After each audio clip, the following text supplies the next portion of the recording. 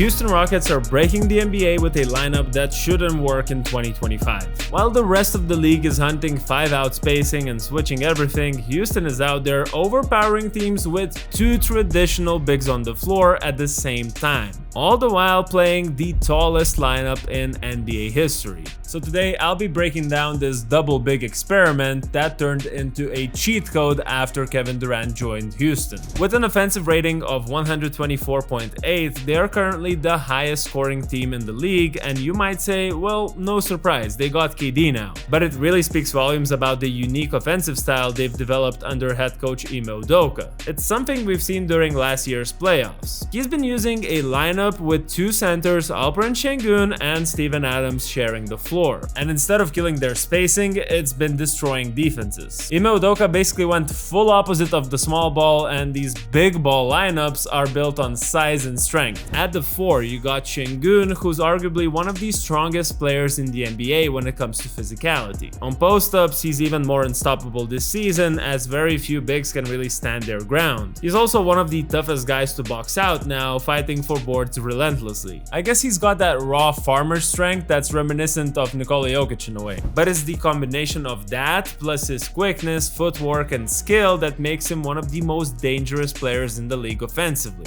A skilled post scorer and one of the best passing bigs in the NBA, who now is shooting better than ever from deep. Next to him, you've got Adams. If I said Sengun is one of the strongest, I think it's fair to say that Adams is the strongest player in the league. That brutal New Zealander strength translates on both ends of the floor. Adams is a machine on the glass, especially on the offensive boards. Defensively, he's also a big body inside, providing interior presence, while offensively, he's capable of punishing smaller defenders deep in the paint with his solid finishing. And perhaps most importantly, he does the little things really well, like setting brick wall screens or throwing outlet passes. Around them, you got elite length and versatility. Kevin Durant, Jabari Smith Jr., and Amen Thompson. All tall, all athletic, and all capable of handling the ball. It's not what Udoka starts the games with, as instead of Adams there's Josh Okogie as a starter, but it is the second most used lineup for the Rockets so far, and numbers wise it's been just as effective as the starting 5. Listen to this: 6'7" Amen Thompson at the 1, and then 4 guys who are all 6 foot 11 inches tall. The average height comes to 6 foot 10.2 inches, which, like I said in the beginning, is the tallest lineup ever.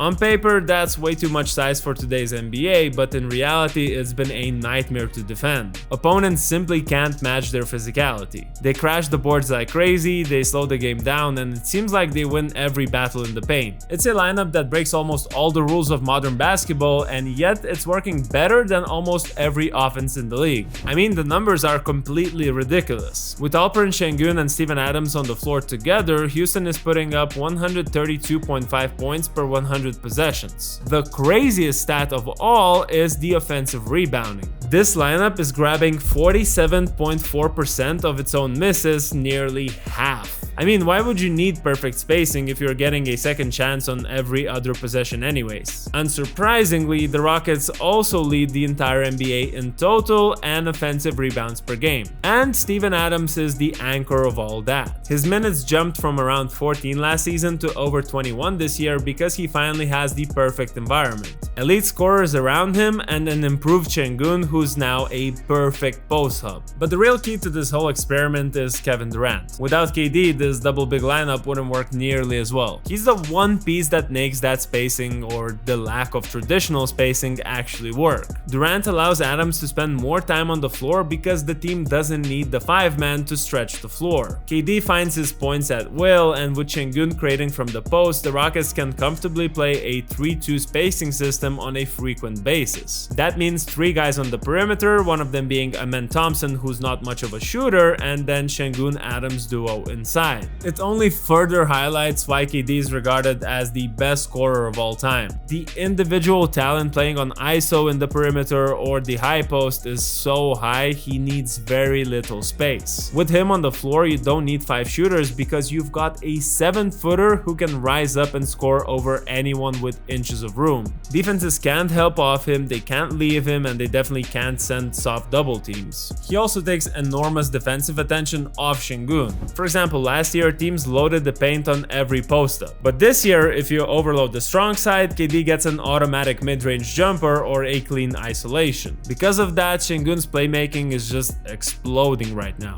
His assists jumped to 7.3 per game, which is a career high. I guess it's just that this season, his passing windows are twice as big when defenses can't cheat anymore. When we look at some of Houston's other lineups, particularly the newer ones, another extremely impressive group emerges with Reed Shepherd at point guard. Shepherd has been also picking up some momentum and now is truly starting to make an impact. It's Shepherd at the point, Thompson at the 2, Eason at the 3, and the Sengun-Adams duo, which has been insanely effective and has played third most minutes so far. The advanced stats for this group are just astonishing. Their efficiency differential is plus 54.6. They're also scoring 141.3 points per 100 possessions, and they have an effective field goal percentage of 69.3%. And since Adams is now playing so much together with Sengun instead of backing him off the bench, Clint Capella's importance has also grown. Udoka has emphasized Capella's role as someone who can step in for Steven Adams in certain games, especially during the back-to-back matchups, ensuring Adams stays fresh. While looking at the sample size where the double big duo is Capella and Sengun rather than Adams and Sengun, Capella has actually performed solidly. He might not have the same impact as Adams, but he's still a respectable presence who brings in some rim protection. Finally, the last piece of this whole puzzle is Amen Thompson stepping in for Fred VanVleet. On paper, losing your starting point guard should have been a massive problem, especially for a team that's playing two non-shooting bigs. But somehow, Amen at the 1 has made this lineup even more dangerous. His numbers are exactly what this system needs. Over 17 points, almost 7 rebounds, over 5 assists per game while playing 35 minutes a night. But the real impact isn't in the box score. It's the way he pushes the pace in a lineup that otherwise would prefer to slow the game down.